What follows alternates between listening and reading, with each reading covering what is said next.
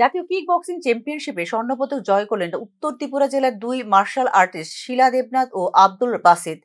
চলতি বছরে 19 থেকে 22 জানুয়ারি পর্যন্ত 4 দিন ব্যাপী অনুষ্ঠিত জাতীয় কিক বক্সিং চ্যাম্পিয়ন অ্যাসোসিয়েশন কর্তৃক আয়োজিত ও গোয়া কিক বক্সিং অ্যাসোসিয়েশনের পরিচালনায় অনুষ্ঠিত জাতীয় কিক বক্সিং প্রতিযোগিতায় রাজ্য থেকে মোট 16 জন প্রতিযোগী অংশগ্রহণ করেছিলেন। ভারতের প্রায় 20টি রাজ্য থেকে বিভিন্ন ইভেন্টের প্রতিযোগীরা এই কিক বক্সিং চ্যাম্পিয়নশিপে অংশগ্রহণ করেছিলেন। ত্রিপুরা থেকে এই প্রতিযোগিতায় অংশগ্রহণ করে 3টি ইভেন্টে 10টি স্বর্ণপদক, 4টি রূপা ও 6টি ব্রোঞ্জ পদক ছিনিয়ে নেন রাজ্যের খেলোয়াড়রা।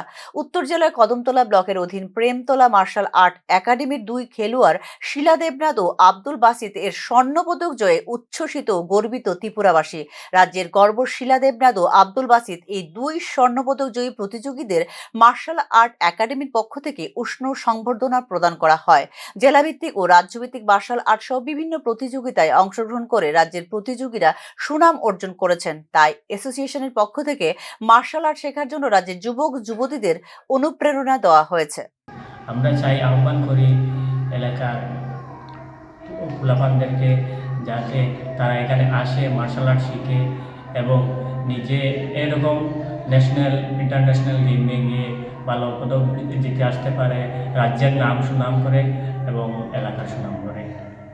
আমাদের রাজ্য থেকে, আমাদের একাডেমি থেকে আরও কয়েকবার বিভিন্ন state championship, national championship, district চ্যাম্পিয়নশিপে পার্টিসিপেট করে। যেমন ন্যাশনাল চ্যাম্পিয়নশিপে 3টি গ্রুপ নিয়েছিল।